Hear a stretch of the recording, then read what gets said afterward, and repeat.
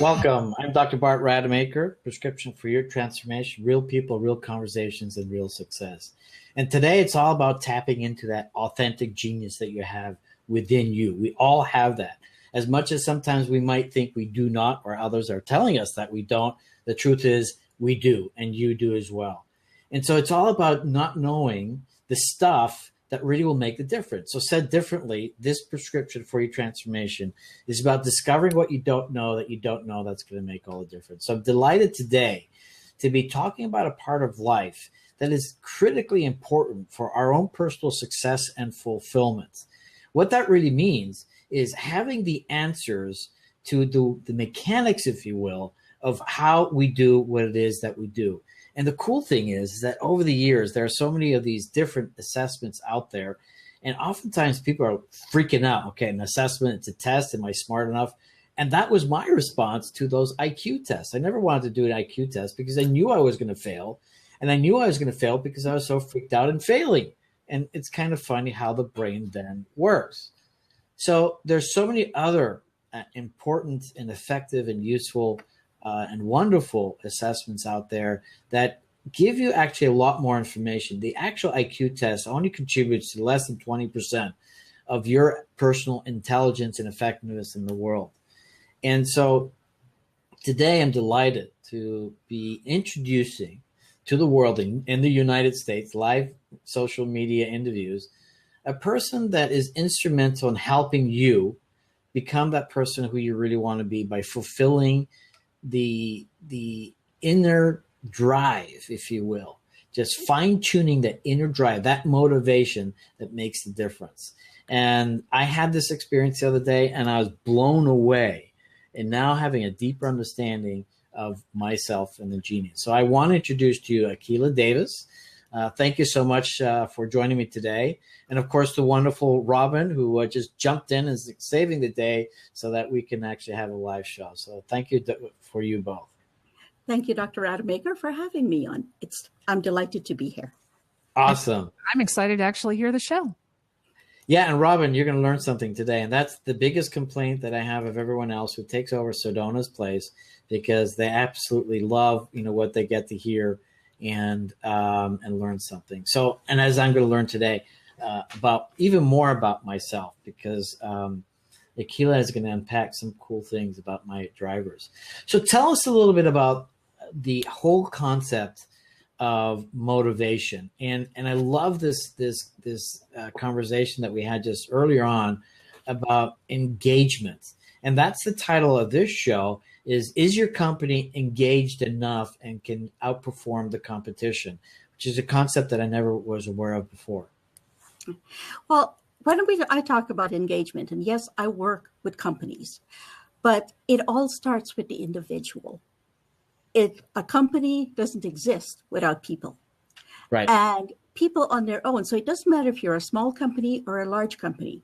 When we're talking about engagement, which is an emotional connection to someone or something, we become engaged. So when we talk about motivation and motivational maps, I have one practitioner in California who is a couples counselor, and she uses motivational maps to help both parties to get on the same page, to understand each other and what motivates them. See, what's interesting is there was a time where, I thought I could master this area of business and business management. And I had my own clinic and a beautiful med spa, and I was incredibly creative in all things that I put together, but I was hopelessly bad at managing it. And the worst part was I couldn't even find the right managers to help me make this just phenomenal. And so for me, that was a sore loss. But what was interesting, the reason I bring that up is because you said something that was very, very critical to my understanding, is that my focus was always on one of the main things I was focused on was the culture. And oftentimes when I coach people in their business as well, I talk about culture and having people own the culture. Mm-hmm. But you brought something up about that disconnect that's happening out there, and that's what's so critical about the work that you do. And give us some of the statistics about what engagement ends up doing, for these companies. Oh, engagement. As I said, there's something called the Engaged Index that got started in October of 2012, just to measure enterprise engagement versus other companies. And the S&P 500, with its dividends included, the engaged index companies has outperformed it by about 36%, or about 36 basis points. Okay. Now, that may change by 1% here and there, but that's what it's done since 2012. So that's saying that when people are connected emotionally to their companies, to each other, they are able to be more productive in the workplace. Everybody wins. The customer wins because they feel good about the products they're buying. Employees win because they know that their employers care about them. And the employer wins because they are making more money. And it's not just more money. Quite often, when you have engaged employees, operational expenses goes down because people are looking for ways to cut costs. They care about their company. It's interesting. And when I had my business, I opened it up in, I think it was 2006. And me being a plastic and reconstructive and regenerative surgeon, and being in medical school and residency for a total of 17 years. So I trained for 17 years before I could open my doors. And I just found it interesting, the whole problem with that engagement. But the thing that I understood well was, and would share this with my colleagues and many other companies and say, no, you're absolutely nuts, was you've got to focus on your staff first. Mm-hmm. You've got to take care of them first. And so part of what I was doing is I was helping them understand what I thought was the right culture, which I thought was really cool in the world of Tony Robbins and all the things I learned from him. But I totally missed the boat because I missed the whole motivation part. And so what you're doing is you're helping getting that alignment, because what are the choices, that a company has? Not Betty. And that's why you didn't hear much about the motivation part, because there was no way to measure it in hard numbers. You saw in your motivational map, we were able to say, this is how motivated you are at the moment. And here is what it looks like, and here is what it means. So you could verify that information for yourself. But probably the most important thing about that is motivation map tells you the sequence of your motivators from your highest to your lowest, which is great. Now you know what your personal sequence is. It also tells you what it is that is most important to you, the intensity. How strong is that desire within you? Because that desire can make you do some crazy things, or it can just stop you in your tracks. And I see you nodding. And the third part, and this is probably the most important one, is it tells you how satisfied, how is that need being met at this point in time? If it's being highly met, that's when you're motivated. If it is not being met at all, that's when you can become very depressed. You can become ill. That's when employers start to see lots of absenteeism and people leaving. It's all tied to your level of motivation. So let's go ahead and talk a little bit about that. And let's see if I can get this picture on the screen. Let's see if technology is going to cooperate today. All right. So page is unresponsive. Uh-oh. I don't know what the deal is here. I was having some challenges earlier with my computer, and it doesn't want to play with me.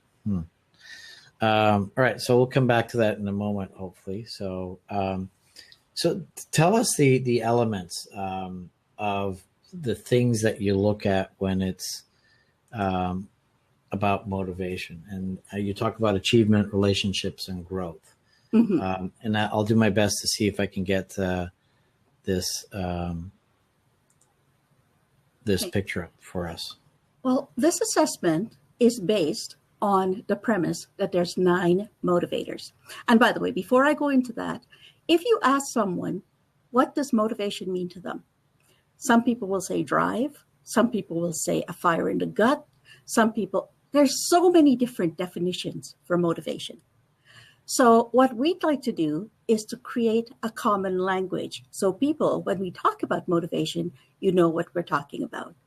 And in our world, motivation means energy, the equivalent to energy.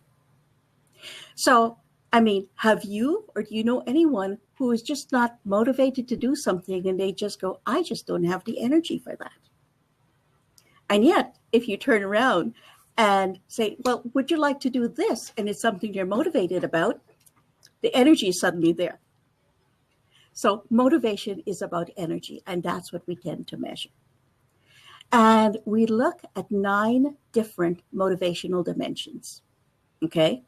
And they are in, like, for example, you are a spirit, a creator, and a searcher. Mm-hmm. What that means is you are purely in what we call the growth cluster.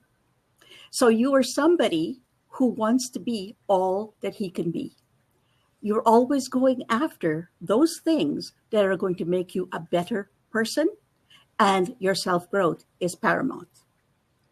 What you already also said just now about managing the business, it made me laugh because that's a profile of somebody who is going to get bored with the day-to-day management of something. As a spirit, freedom is so very important to you. And when you're a manager, you're not really free because there's so many people depending on you for decisions and for your advice and for all of that. So that was running contrary to your top motivator. Right. The second one is you are a creator. You like to do things differently. You like the new, you like the innovation. You're probably coming into the office with new ideas every week. I was. And that drives your people crazy because they don't know what's going on next. Right. Yeah. And the third one is you're a searcher. You want to make a difference. Right. So you put those together, and that's the profile. Not that the searcher part could work very well for a manager, and does, because they too want to make a difference. But for you, that was a profile of somebody who does not like to manage. And the reason why you probably would not have found the right manager is because, one, you didn't know who would match with your style. You needed somebody who would complement who you were, who could say to you, right, yes, you know, those are great ideas. We'll put them here and we'll talk about it. But first we need to get this done. So someone who was a little more systemic in the way they did things, but who understood you. Because here's the thing. I don't believe there's such a thing as personality conflict. It's motivational conflict. Well, explain that. Okay. Well, let's say as a searcher, you're somebody who wants to make a difference. Right. Someone else may be highly motivated by builder. They like the material things in life. They like the money. They like the perks, things like that. The two of you are on a team and you're trying to create a new product. Right. And you say, well, we need to have this, this, and this for our clients, our customers to be highly satisfied with this. That will make a difference to their life. And the other person says, no, that's going to cost too much money. We can't do that. We'll have to scale that down a bit, you know. So that puts you two at loggerheads. And if you don't understand what's going on there and the dynamics, it can create a lot of tension in a team. Now, there's nothing wrong with tension. So do I understand correctly then that you're like a fly in the wall in my office? Well, that's the first time I've been called a fly in the wall. Quite often it's like, are you a psychic? You know? Yeah. So once they understand, like those two people on a team adds great value. Right. You don't have to like each other, but know that you're both contributing. Because the person who wants to make a difference is going to do everything they can to make sure the customer is satisfied. And the person who wants to make money will make sure that the company is going to be making money. Right. So rather than working with tension filled, you work together. How can we do this and make as much money as we can?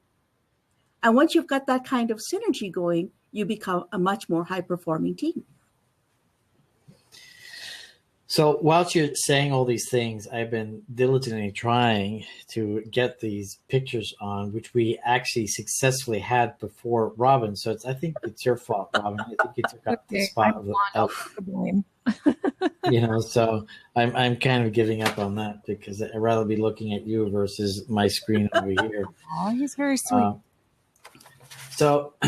But tell me a little bit. Again, I think it's a challenge today in the economy that we have just to do very, very well.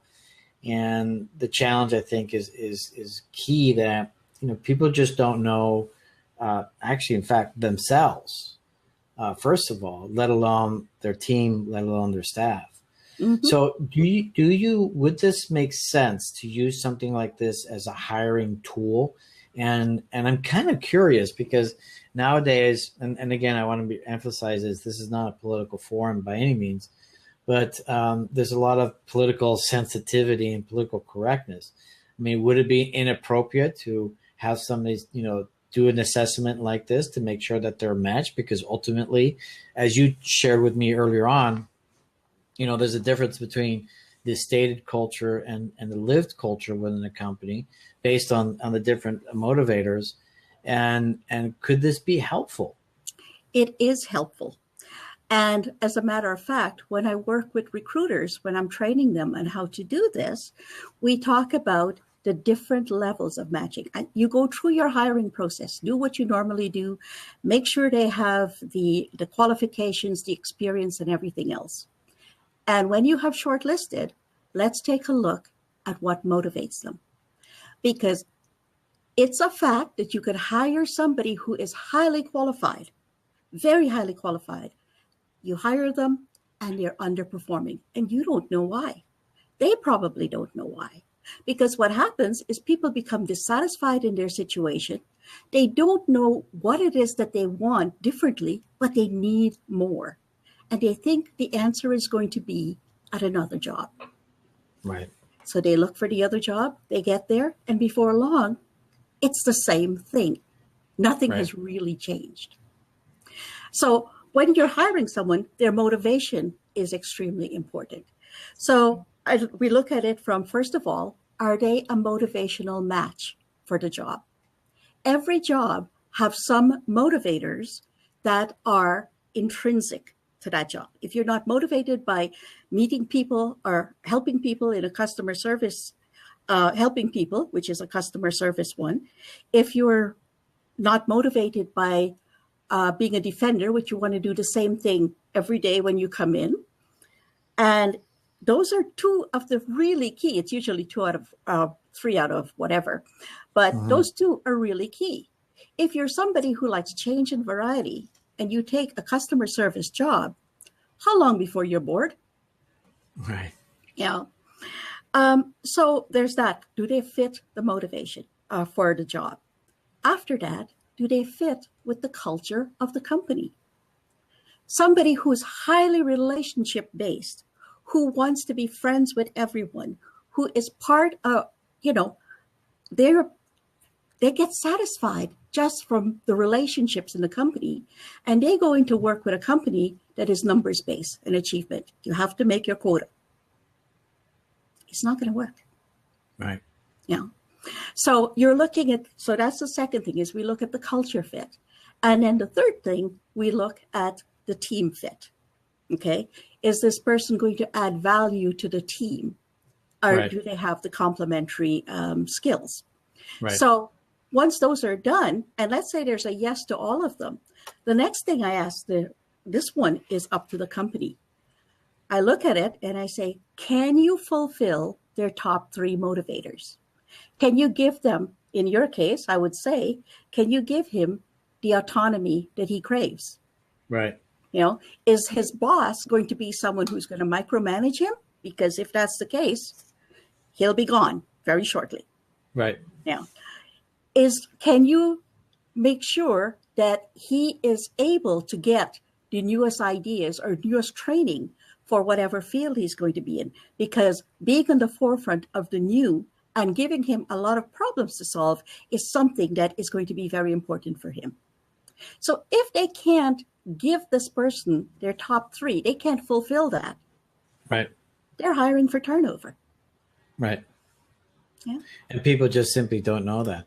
So here's my question. I have this beautiful picture right in front of me, and I apologize again. I just want to get this photo up. It's just not working today. I want to throw this computer down the drain.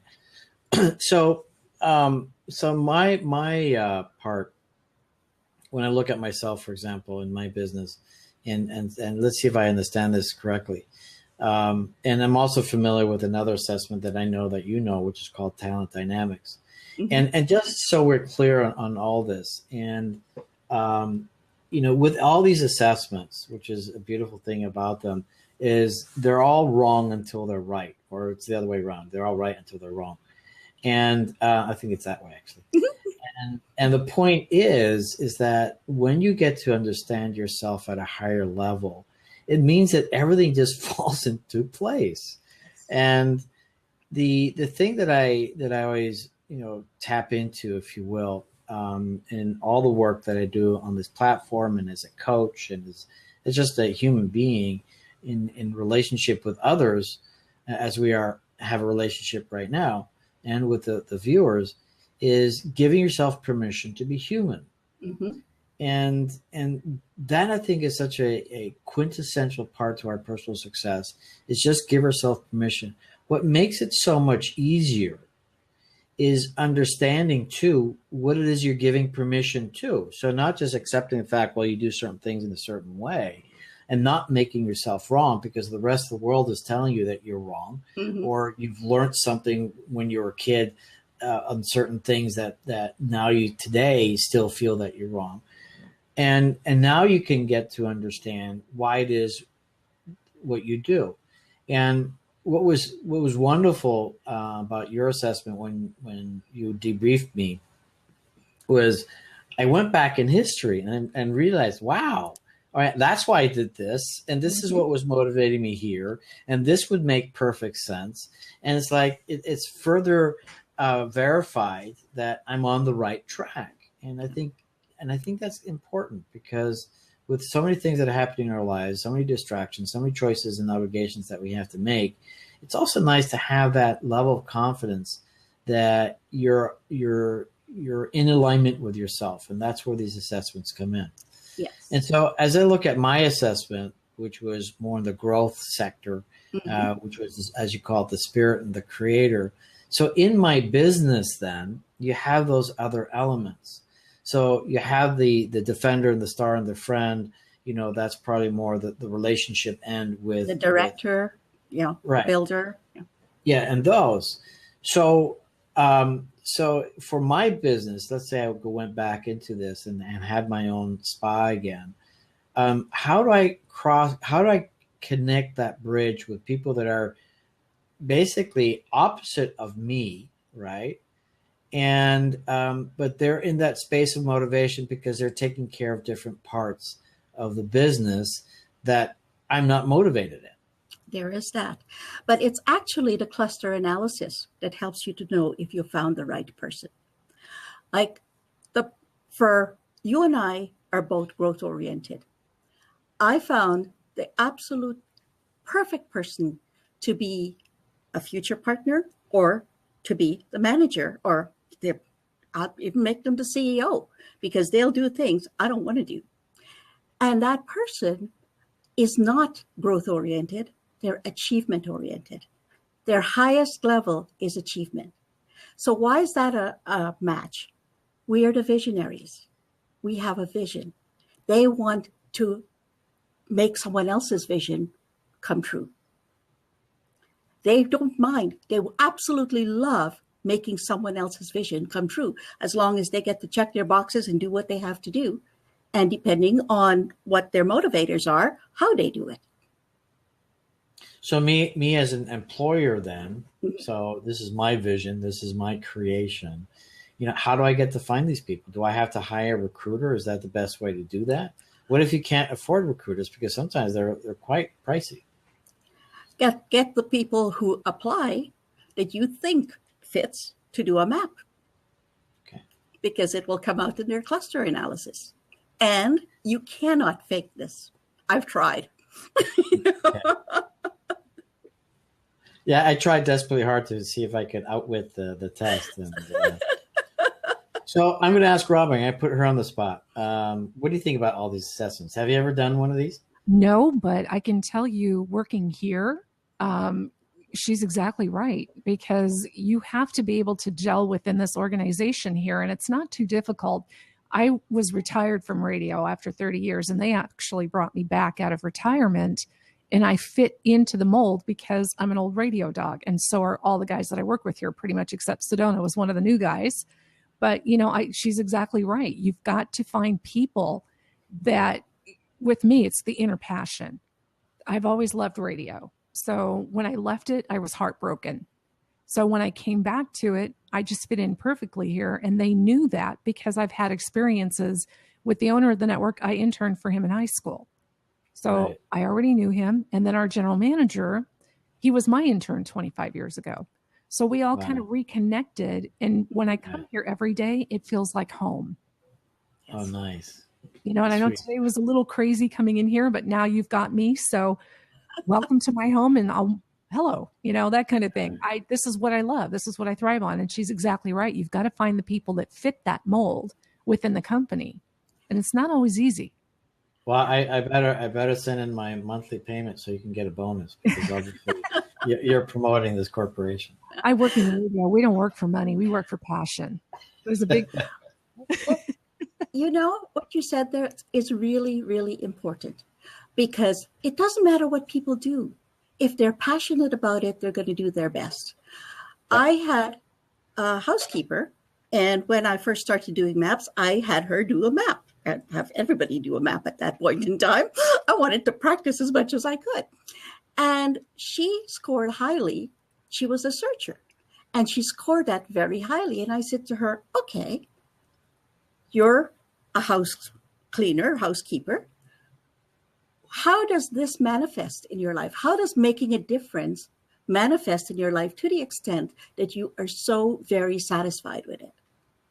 And she said, you know what? There's nothing that makes me happier to know that at the end of the day, when you come home, you are relaxed and happy because your house is in good condition. Wow. Yes. Nice. So it doesn't matter what the job is. If you're driven to make a difference, you will want to make a difference. So tell me this then, and I'm going to try this one more time. This picture, I'm determined. I don't give up. This is last time I'm doing this.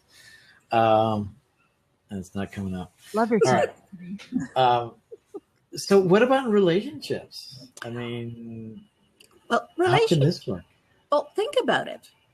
In relationships, the same dynamics are at work. You get together with someone, and the relationship's going fine, and then it cools. What happened? Something that you need is not being fulfilled, but you don't know what it is. You just know that all of a sudden you're starting to look around again. You're not as happy in that relationship. It doesn't mean you have to be alike. It means that you have to know what's different, and you also have to be open to accept that.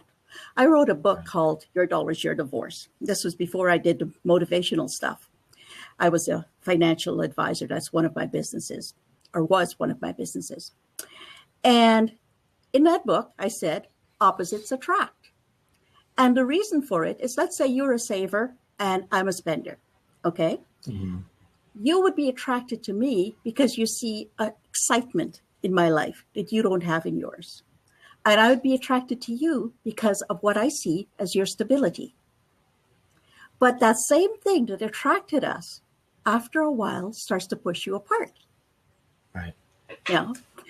But so what was important there is if I had known then, first thing I did when I did my first map is, oh my God, if I had known this when I was a financial advisor, my clients would have been so much better off.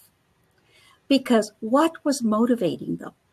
And motivations comes from our perception of what's going on in our heads. The one thing that this motivational map does, there are other assessments that says, yes, they'll show you motivation. And they're quite right. But they're only measuring part of motivation. Right. Because if they are only looking at the cognitive portion of the brain, they're looking into your past. It's what's already happened, and it's pretty static, you know? Right. So motivation comes from your experiences, your past, everything you have seen on television, read in a book, everything. It's all in your subconscious. Did you know only 5% of your decisions are made consciously? Wow. Yeah. So I thought it was like 0.5%, but that's okay. but the rest of it, That's smart, are we? the rest of it just filters through all of this crap that we have, excuse the language, in our brains, our subconscious, and we don't even know what it is. And that's a huge part, 30 to 40% of what motivates us. The other part is how we feel about ourselves today, our self-confidence, our education. How you're feeling is going to make a difference as to how you're going to act. And the third part comes from something that hasn't even happened as yet, the future. It's our expectations of the future. And you put those three together and you have 100% motivation. So that's a great feeling. Yeah. And think about how complex that is, looking at past, present, and future. And most of us don't even know that what's going on in our heads. And that's what the map does. We call it making the invisible visible. It takes your motivation from your subconscious and say, hey, here is what's motivating you right now. As I say to people, I don't make up anything in that report. You have told me this. I'm just interpreting it for you. So are you saying to us, if I understand you correctly, and please correct me if I'm wrong, is that the motivation, right, is really determining what 40% of what we do in life? Is that it? Oh, no. Your top three motivators determine 60 to 70% of your decisions and your actions. Wow. So just knowing that, yes, we would just do things so differently. Yes. And that's just it. It's that self-awareness. Like, had I known this is what motivated me and that I didn't like management, would I have sold my business? Probably not. Maybe not. I like variety. But I didn't have that conscious choice because I didn't know what motivated me. Yeah, that's brilliant. I'm going to try one thing. I'm very motivated to get this picture up. I'm going to try one thing. I'm going to get myself off the screen for a moment, and let's see if it shows up. Hold on a second. My goodness, he is so tenacious. That he is. That I am. That's part of my motivation in there. Let's see if this. It worked earlier, remember? Yes, it did. And I don't know why it's not working now. It's rather frustrating. Let's see. It's making progress. Let's see.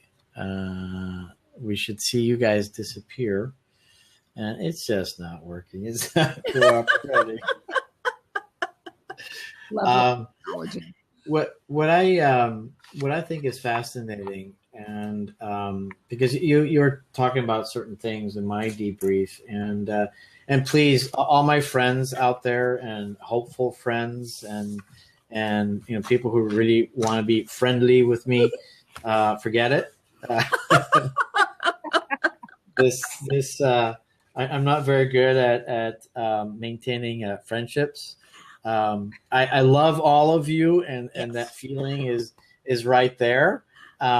but don't expect me to follow up with you and chit chat and all that kind of stuff. And that's one of the things that you shared with me. Correct? Yes, I can verify that. He loves people. When he meets with you, it's like you haven't been apart. He'll get into that conversation, enjoys your company. But keeping in touch is very, very, very difficult for him because his mind is so occupied with his vision and all of the things he's doing right this moment. So all the good intentions of staying in touch falls by the wayside. I wish I had that Bible before we started the show. I would have known better how to approach you in the beginning. There you go. You see? I'm learning. See, you told me I was going to learn, so I'm learning.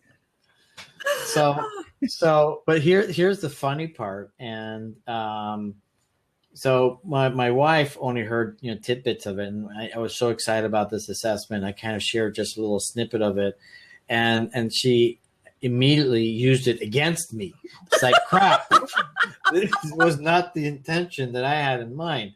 And she was saying to me, and you actually pointed this out, and this is why it's such a brilliant thing, is that, when we know ourselves and our partner knows us or our staff knows us, then the communication between the individuals becomes so much more fluid and effective. Because what you pointed out, you had no idea what relationship I had, but you said, we, or me, and with my profile, have to make a conscious effort to make sure that I stay connected with, my partner or anyone else. And so she immediately used it against me. See, you're not paying attention to me. But I love this because for any kind of relationship.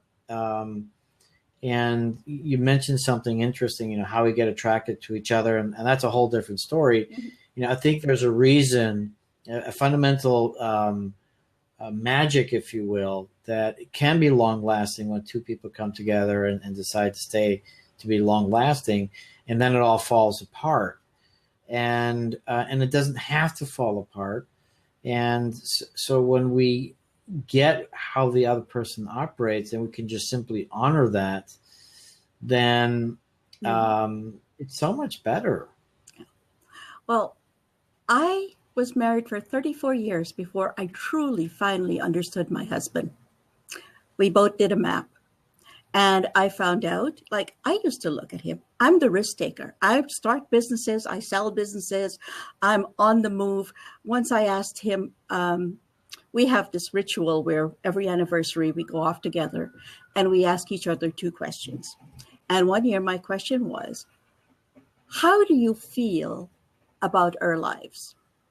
And his answer was, I feel, he says, you love your historical novels. So he says, I feel like we're in a stagecoach. You're in the driver's seat whipping those horses and I'm hanging on at the back for dear life. Wow. What a brave man. Yes, does he still have any hair or not? Or is it all gone? He has a lot of hair. Yeah. Okay. But here's the thing, is that I have been the risk taker, the mover, the shaker in our lives. I didn't realize that he likes safety, security, predictability. But he has been trusting me enough that for every move that I make, that he will continue to get that. It almost sounds like a role reversal going on in your house, with you being more like the man and him being more like the woman. It's not, we don't have gender roles. But that's what I mean. Yeah. It sounds like more role reversal. Yeah, I guess you could. But the fact is we came from totally different backgrounds, totally different birth orders. We're totally different in every possible way. The only thing that's kept us together are our values. Right. Wow. Yeah. And 1st of July, we'll be celebrating 40 years. That is so awesome. That is very good. But for the first time, because in our first business, when I started my first business, he would ask me questions that I couldn't answer. And I would get so upset with him. Oh, you're just being negative. I'll get this done. You don't know. And after the maps, now I seek his input because my mind don't think from the defensive point of view. I'm very optimistic. It's going to work out. I'm very resilient. But now, if he asks me a question that I can't answer, I know I don't have enough information, and I go and do what I need to do in order to be able to answer it. Mm-hmm. So that's one of the things he said. We've been happier than we've ever been for the past 6 years. That is awesome. Love it. So let's just briefly, one thing I want to ask right now, and so anybody listening in, how do people find you? Where can they reach you? How can they reach you? How can they get an assessment? And after you answer that, I want to hear about kids. You want to hear about? Children. Oh, kids. Okay. Yeah. How can they reach me? You could reach me on my toll-free number from anywhere in North America. It's 1-800-814, or you could reach me by email, Davis at Courageous BC. My company name is Courageous Business Culture, but that's just too long to write out. So it's courageousbc.com. Awesome. Or you could get on the website. I do have a MAP training website, and it's called, surprisingly enough, mapcertification.com. Love it. So people can actually become certified because you have brought this technology into the United States. You're the only one that's licensed, correct? Well, no. When I started out, I was one of maybe 3 people in the US, but I'm now what's called a senior practitioner, and I'm licensed to train and certify other people. Okay, excellent. Okay. Because this is such an incredible assessment. And before we talk about the children, tell us a little bit about all the other kinds of assessments, because you have IQ, you have EQ, you have positive intelligence, you have linguistic and visual and all these things. And then you also have the Kobe assessment and DISC profiles. Well, basically what I look at is assessments are looking at your brain. Do you know when the first assessment was actually done? First formal assessment? No. It was 564 BC. Is that right? By the Chinese. And it was brought into the Western world in the 1800s by the British to start looking at people for Her Majesty's government. All of those assessments are psychometric assessments. They are based on the cognitive part of the brain, which is what can we do? How smart we are? What's our personality like? What are our skills, our strengths? That's the what part of the brain. Mm-hmm. And with the Industrial Revolution, that became so popular because how else would they match people to jobs? Right? So that became the norm. 98% of the assessments in the world today are cognitive. And then about 20 years ago, Colby came out with the first, as far as I know, cognitive. And that is, how does your brain process information? How does that cognitive part of your brain actually work? And that is really good to know because it helps to figure out where your careers are. And it's just another level above the cognitive as to how people can work together. Nobody had been able to come up with the affective, how people feel. It's where your values are. It's your motivations. It's your emotions. That's very difficult to measure. Motivational map measures that. Wow. So now we've got this third layer as to the why. So we have the how, the what, and now the why. And why life revolves around all those things. Yeah, it does. So as far as I'm concerned, there's no one size fits all. If you really want to know who you are, get all sides of your brain measured. There you go. That is awesome. And, I think it's key because, as I keep on saying, when I was 13 and I was actually living in Mexico at the time and I did an aptitude test, which was brilliant at that time and really allowed me to focus on the direction in life that I wanted to go in. Mm-hmm. But I was very fortunate, I guess, because I'd lived in so many different countries, was exposed to so many different things that I basically did have that capacity to kind of figure out, the rest of my life when I was in my early 20s. Didn't know exactly what it was going to look like. However, I had this conceptually these different ideas, and those are the things that I'm living through, or manifesting now. But with this assessment, realized, wow, all right, that's how I made all those smart decisions.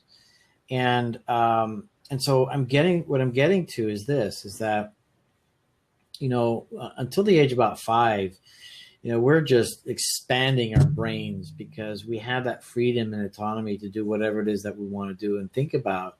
And then once we get into the school system, then that kind of shuts down. And so we lose that opportunity. The children lose that opportunity to really tap into the real talent, tap into their flow, tap into that motivation. So what kind of work do you get to do with children to really help them be the best that they can be, not based on, school standards, but on these kinds of assessment? How can you help people with that? There is actually a youth motivation map. Okay. And that can be used for children as early as 10 years old. It's pictorial based, not a lot of word based, but what it does, it helps children to understand what it is that is driving them. It helps teachers to understand them, and it helps parents. It's a partnership between teacher, parent, and the child to help that child become who they are meant to be. So what kind of response have you gotten so far? Because, one group of individuals in this world that I think is very much forgotten are the children. Yeah.